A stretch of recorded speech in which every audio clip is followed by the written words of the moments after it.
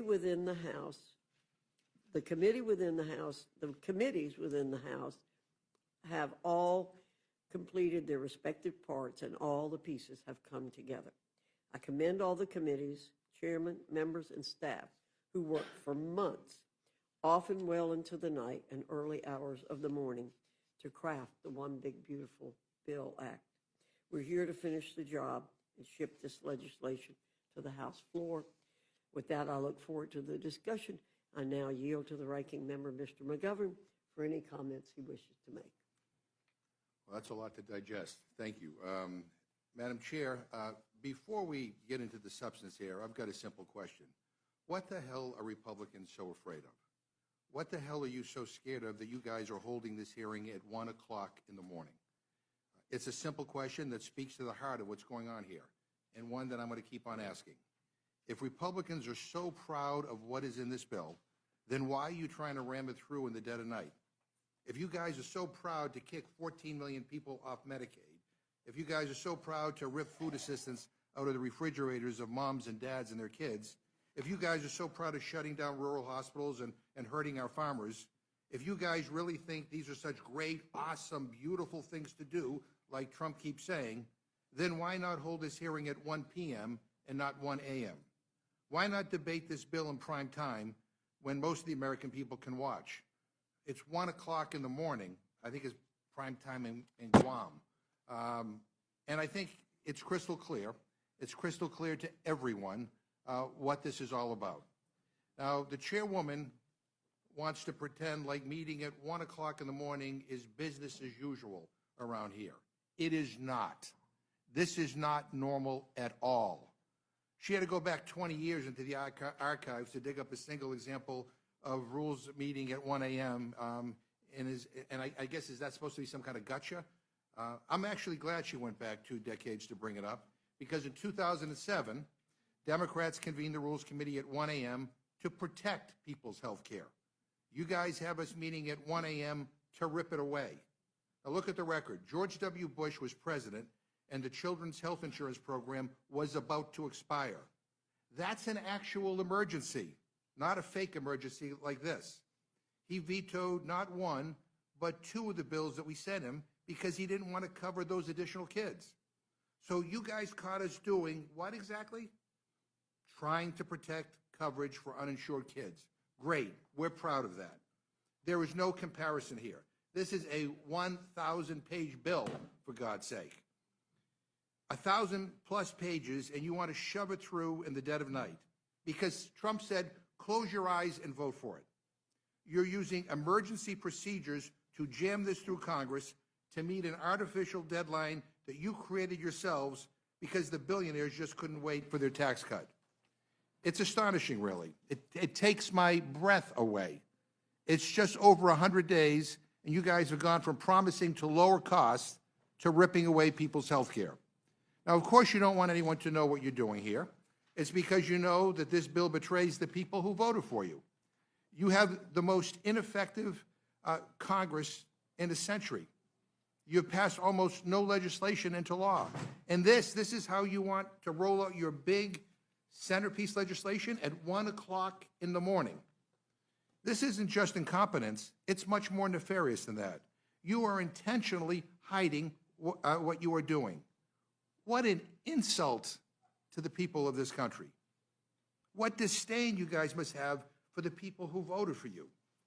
You know, people are so tired of getting screwed over by a system that doesn't work for them. America is fed up with this BS, and people want change. And I don't blame them. I'm fed up too. They want us to make things better for regular people.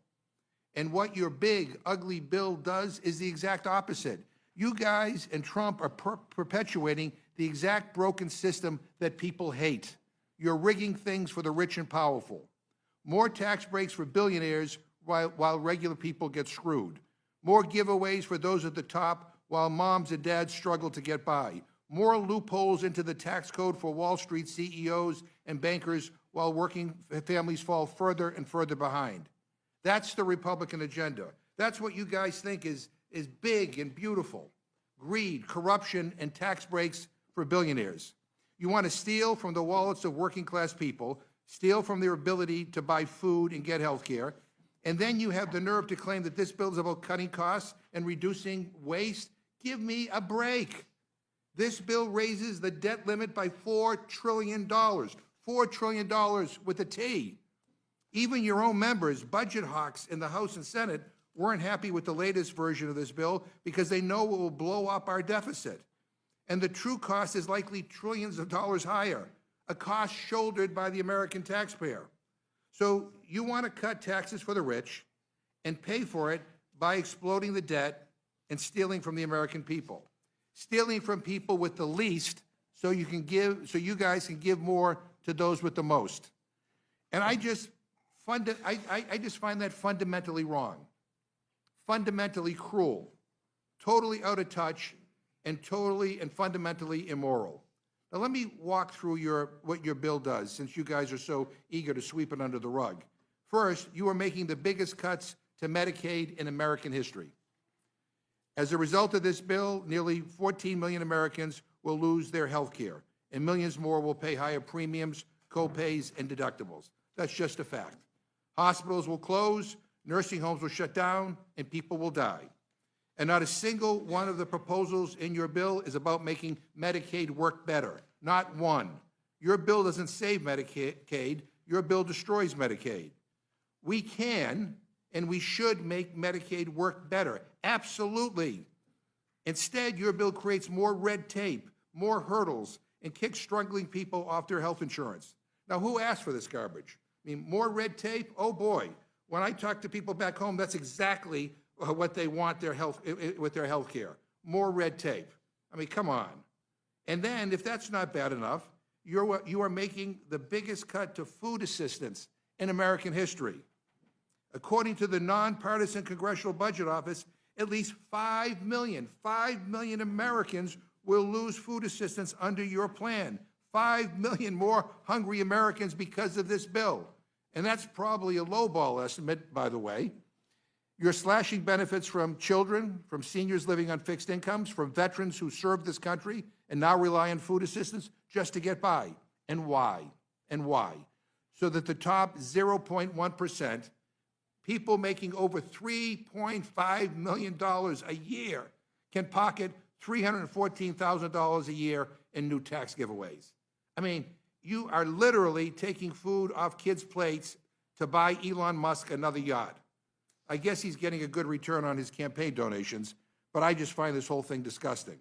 And look, at the end of the day, this is simple. It is simple. It's about whose side you're on. You guys wrote this bill for the top 0.1%.